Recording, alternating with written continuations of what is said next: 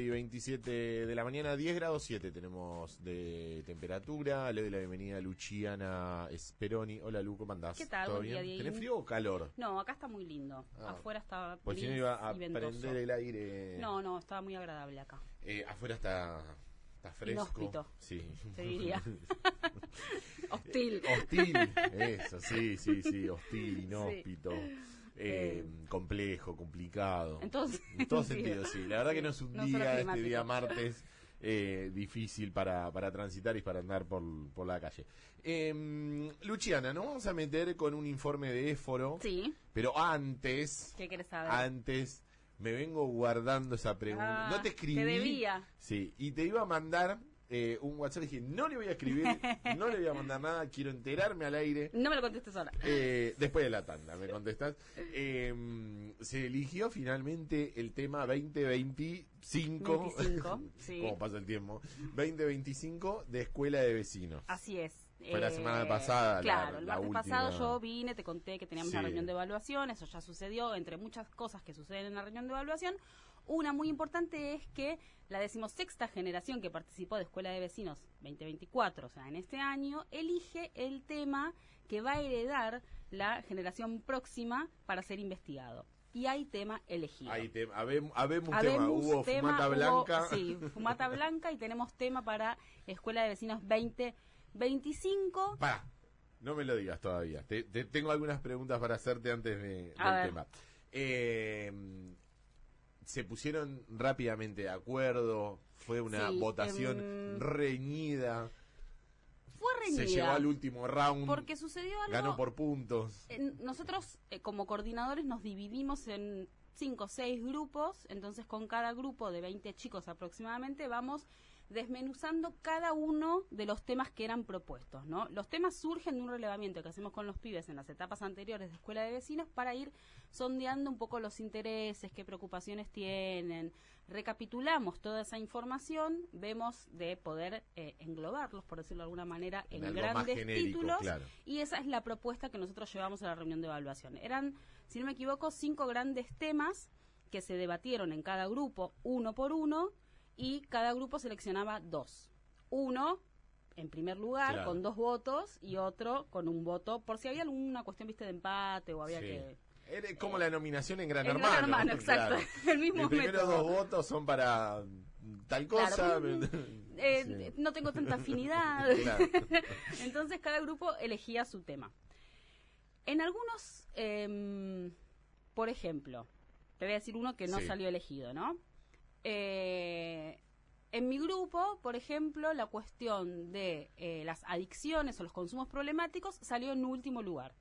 Los pibes argumentaban que no, ya estamos medio cansados de hablar de este tema, lo tocamos permanentemente, como que... Está bien, buscaban como otra cosa buscaban un poco otra más... cosa, claro, más novedosa. Menos tratado, claro. Menos tratado. Y, por ejemplo, en otro grupo salió como segundo tema, consumos problemáticos.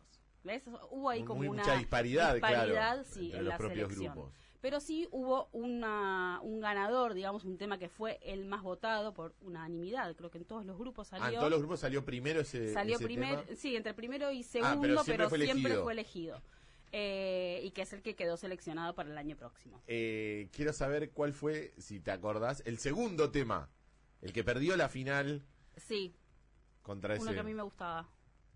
¿Cuál? Vida Digital. Vida Digital quedó en segundo lugar. Quedó llegó a la final, puesto. Pero fracasó. Medalla de plata. Medalla de plata, sí. Segundo lugar. Bueno, ¿y cuál fue el tema Y elegido? el tema seleccionado por los chicos es Educación y Futuro. Bien, Educación y Futuro. Hubo uno de primer empleo, si no recuerdo mal, hace algunos par de años. Sí, tratamos la temática del primer empleo acá en la ciudad de Buenos Aires y también en San Isidro. Y esta vez vuelve a salir la temática y se le agregan otras cositas que para los pibes resultan importantes, como por ejemplo ser capacitados en educación financiera. Ellos te dicen, bueno, nosotros disponemos de, por lo menos de la discusión que se dio en mi grupo, ¿no? Disponemos de cierto dinero que nuestros viejos nos dan, bueno, ¿cómo podemos hacer para administrarlo de manera adecuada?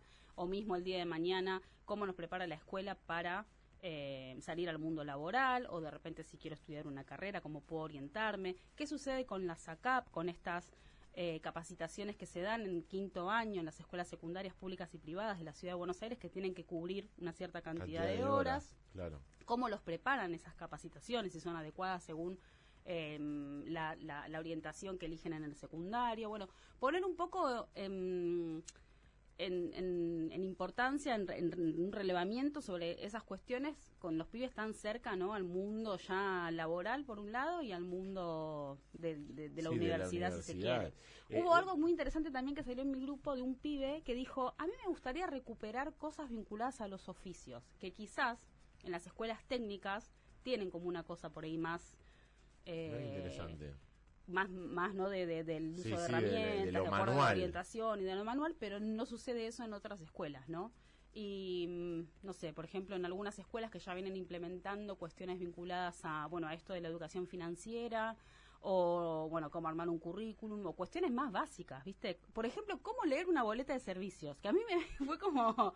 Che, pero esto es re útil y uno, o sea, lo vas aprendiendo. Total a pagar, como va, claro, resignado, claro. Pago mis cuentas y pagás. Y te enseña como, bueno, esta es la boleta, el consumo. Sí, cuánto pagas de impuestos y cuánto de consumo real. Porque son cosas en la cotidiana, pero que no lo ves en otro... O sea, yo, por ejemplo, no tuve nada cercano a eso. No, desde ya. Me parece sumamente interesante esto de los oficios. Y bueno, porque también eso también, es una salida laboral. Exacto, directamente. Sí. O sea, y de hecho, daría la impresión o daría la sensación que a medida que va pasando el tiempo, cada vez es más difícil encontrar esos oficios. Si no se van trasladando, me parece, como de generación en generación. Tipo, sí, mi abuelo era electricista, mi papá es electricista.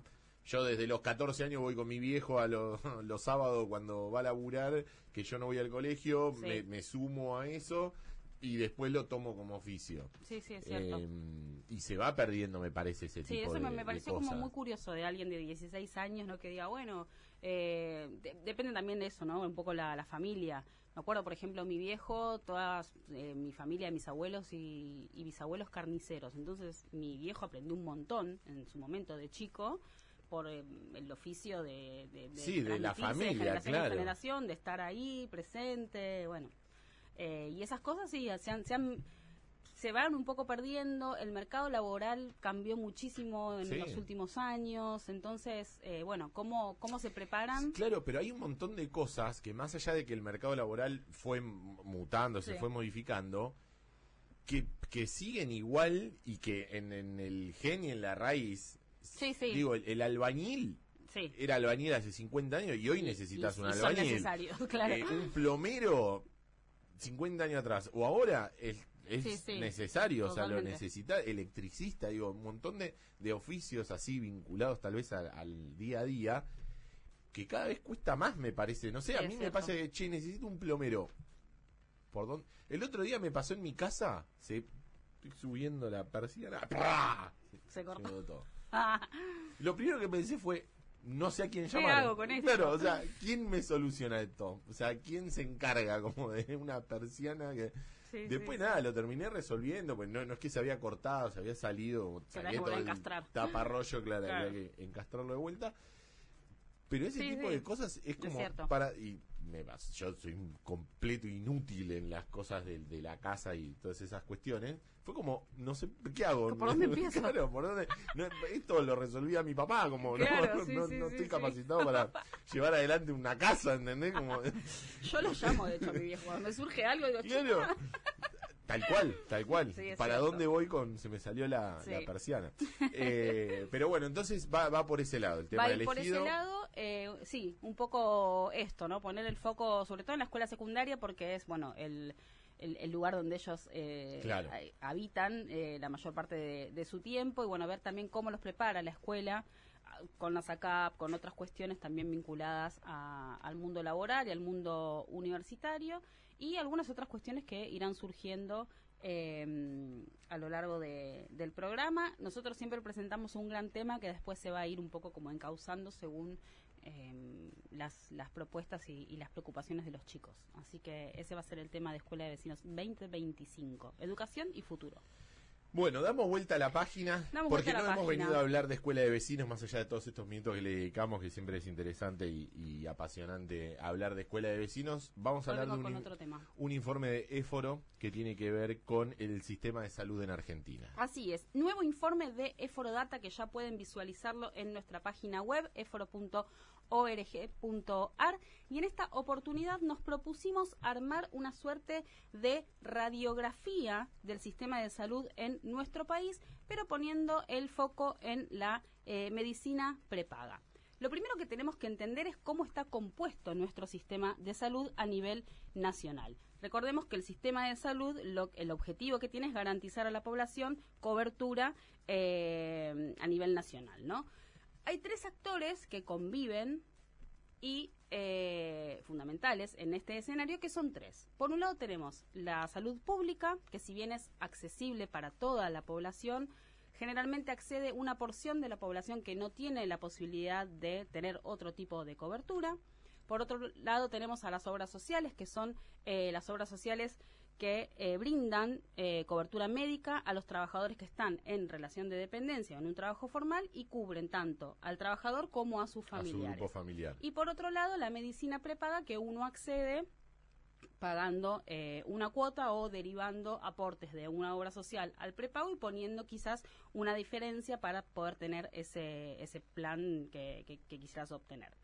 Ahora bien, en el marco de la Ley 26.682, todas las entidades están obligadas a ofrecer como mínimo los servicios que están incluidos dentro del PMO, esto es el Plan Médico Obligatorio, y en el sistema de prestaciones básicas para personas con discapacidad. Eso ya de entrada, ¿no?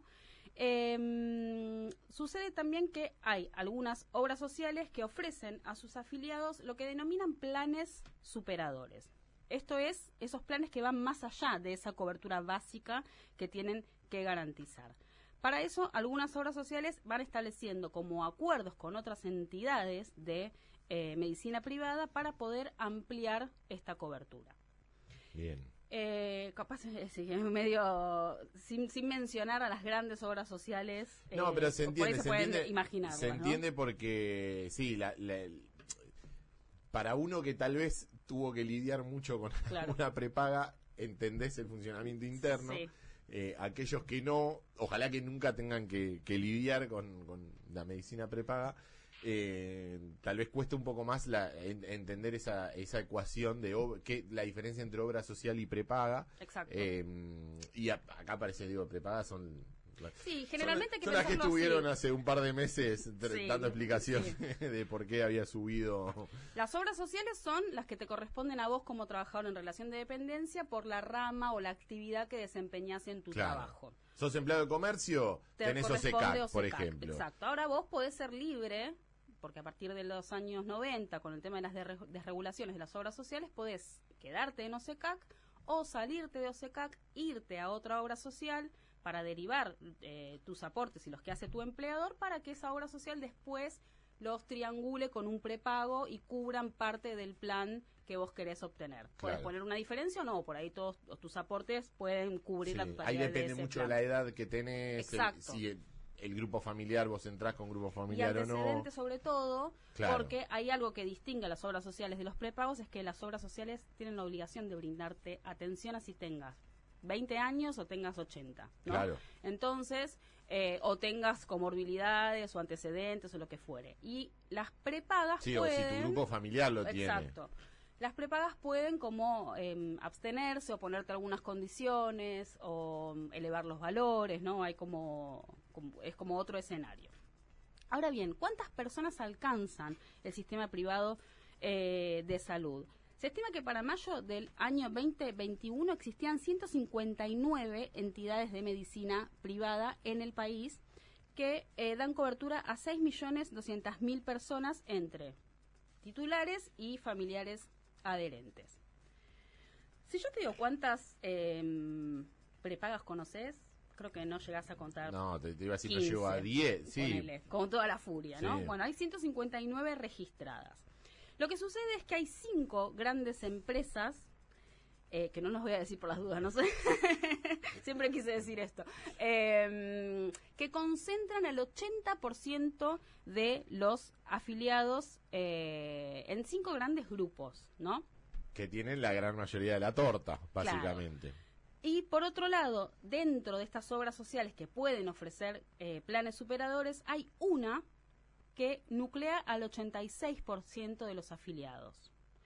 Lo que sucede con esto es que hay como una gran concentración de afiliados en muy pocas empresas o entidades prestadoras de servicios de salud que pueden como actuar de manera coordinada y ponerse de acuerdo para, bueno, subir tarifas. Bueno, es un poco, el ejemplo más claro es lo que pasó, claro, en diciembre, enero, febrero. Que ahora vamos a llegar a eso también. Perfecto, entonces no te spoileo. No, pero porque tiene que ver con el contexto de lo que está sucediendo también con el avance del nuevo gobierno. También porque fueron decretos que se firmaron apenas asumieron el poder, ¿no? Iba a decir lo de esto que vos comentás, Lu, de que se pueden poner de acuerdo y te manejan el valor para un lado, que fue un poco de los que se las acusó a estas prepagas de cartelización.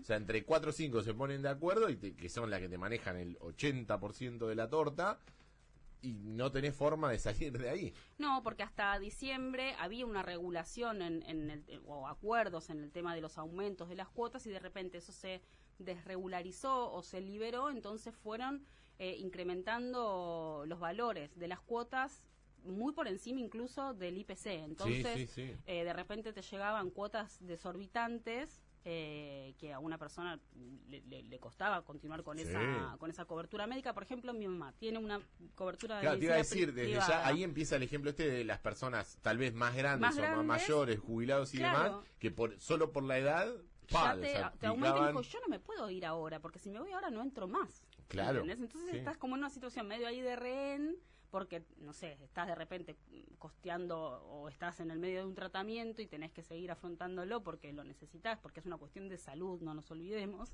y de derecho, y de repente tenés un aumento sustancial en la cuota que por ahí no puedes afrontar o que tenés que ir haciendo malabares para poder pagar. Sí, en muchos casos duplicaba tal vez el ingreso que tenían de jubilación, pensión, lo que sea, el valor de la cuota que les había llegado era una cosa descomunal.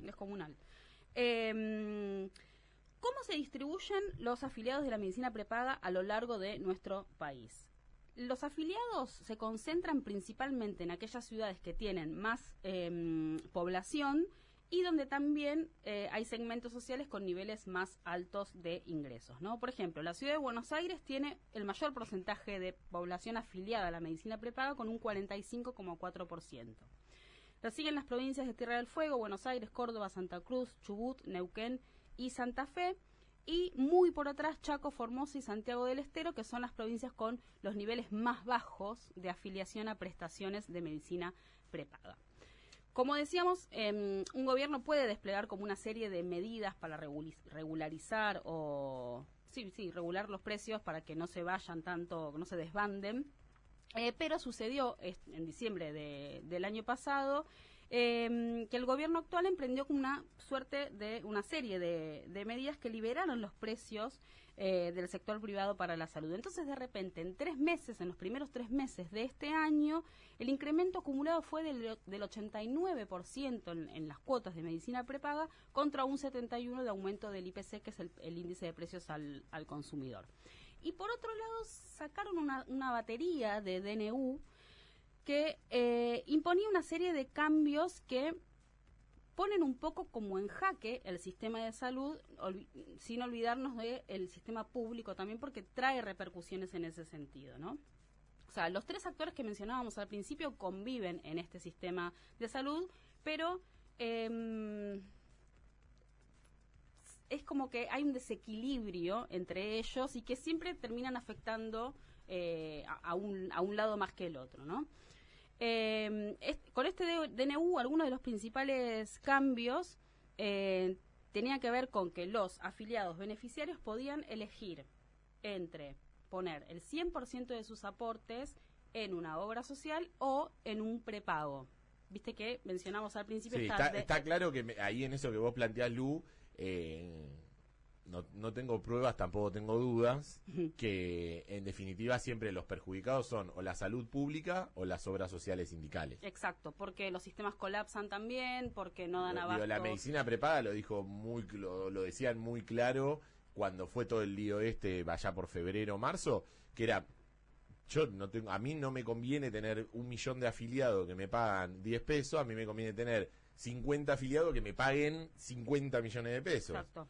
Y ahí en la medicina privada si no lo regulás o no el Estado intercede y digo para equiparar un poco esta situación, digo, chau, ¿era eso a los jubilados? No, ¿cuántos años tenés? Más de 40 no te tomo, listo. Claro. Ahora el de 20 le cobro una fortuna, que sé que para encima de eso, digo, vos sabés que el afiliado de 20, 25 años, ¿qué te va? Una vez por año a hacerse un electrocardiograma para jugar al fútbol que le piden en el torneo de los domingos. Ya está, después no te pisa nunca más un consultorio. Le sale muy barato en ese sentido, porque personas jóvenes afiliadas no tienen mayores costos en tratamientos. Exacto, ahora la persona de 60, 70 años que tiene que, por una cuestión de edad y de salud, ir periódicamente al médico, controles, estudios y demás, me sale una fortuna. Yo no lo quiero a ese afiliado, listo. Sí, no pero conviene. A la obra social y a la salud pública, sí. Algún lado tiene que ser atendido, claro. Bueno, entonces una de las cuestiones que se dio a conocer con este decreto es la posibilidad de las entidades de medicina prepaga de igualarse en cierto punto con las obras sociales, porque podían registrarse en lo que denominan el Registro Nacional de Agentes de Salud, igualándose un poco a las entidades de salud de seguridad social, que son las obras sociales. Lo que diferenciaba era que el aporte de estos prepagos era que el que tenían que hacer al fondo de redistribución social, que es un fondo que se destina, que todas las obras sociales aportan y que se destina para poder cubrir tratamientos de alto costo, por ejemplo, no sé, HIV, adicciones, discapacidad, cirugías que requieren quizás una prótesis importada carísima. Bueno, hay que dar respuesta a eso. Entonces todas las obras sociales aportan un porcentaje a ese fondo de redistribución y los prepagos tenían que destinar un 20% de sus ingresos. Luego salió otro decreto que dijo no, el 20 no, el 15%, haciendo aún más chico ese fondo de redistribución solidaria, afectando, como decíamos recientemente, a la salud pública, porque los que no pueden atenderse en medicina prepaga tienen que atenderse o con sus obras sociales de referencia por la actividad que realicen, o en los hospitales públicos. Veníamos hablando también de los cambios en el mercado laboral.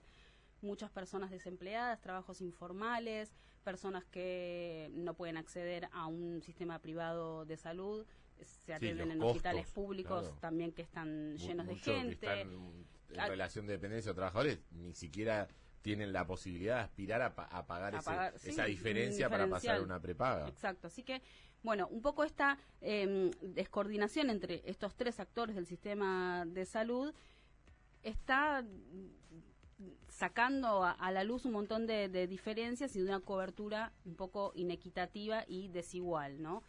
Donde siempre los perjudicados son los afiliados y los beneficiarios.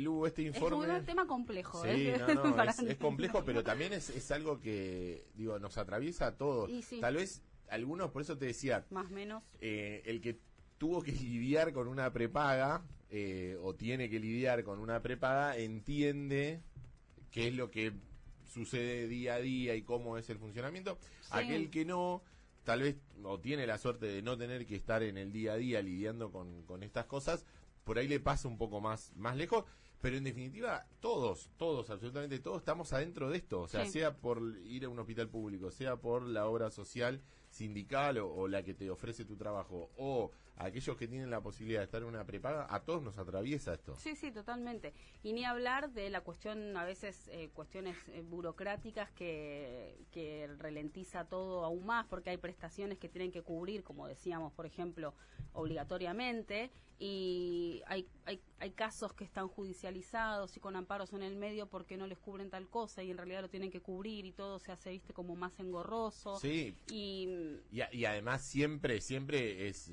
nada, la prepaga, obviamente que para la prepaga es un negocio, la salud, entonces en ese negocio que es para que es la salud, busca el mayor rédito económico posible. Entonces te hace como la vida imposible, que de hecho a mí me pasa habitualmente. Digo, yo tengo un hijo que tiene el CUD, el certificado de discapacidad, y todo el tiempo estoy discutiendo y peleándome con la prepaga. Y es desgastante. Y es sumamente desgastante. Y lo que yo siempre, cuando tengo que cabeza fría decir, bueno, por lo menos tengo la posibilidad económica, intelectual, lo que ustedes quieran, de sentarme a discutir y de afrontarlo. Hay miles de personas que no tienen esa posibilidad y tienen que sentarse en esa mesa de discusión, y es sumamente desgastante. Y lo que a mí me pasa muchas veces es que lo veo, digo, cuando vas físicamente al lugar a discutir, porque por teléfono imposible, te encontrás con situaciones terribles que vos decís, esta persona no solo tiene que estar afrontando el problema o la dificultad a nivel salud, a nivel personal, con un hijo, con un padre, con un abuelo, con un hermano, con lo que sea, conlleva, sino que te tenés que sentar a discutir trámites, papeles, digo, burocracia. Y es sumamente desgastante. Es desgastante, y lo que no hay que perder de vista es esto, ¿no? La salud es un derecho. Y tienen que estar a la altura, digo, de las demandas de las personas cuando necesitan la cobertura, ya sea porque pagás una cuota mensual o porque tenemos un país en donde la salud pública es de calidad y mucha gente se atiende, cerca de 17 millones de personas se atienden en la salud pública, pero también hay límites, ¿no? En esto de decir, bueno, necesitamos recursos, necesitamos gente, los hospitales tampoco dan abasto. Entonces, esa triangulación de esos tres actores que conviven en nuestro sistema de salud tiene que estar un poco más regulada, aceitada, coordinada, para que todos, dentro de sus posibilidades, puedan brindar la atención que se merecen las personas.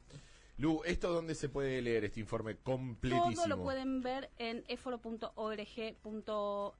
Lo buscan como Eforodata dentro de nuestras propuestas de la Fundación, y está este informe y todos los que venimos elaborando desde Eforodata para que puedan leer y sacar sus propias conclusiones también. Muchas gracias. No, por favor.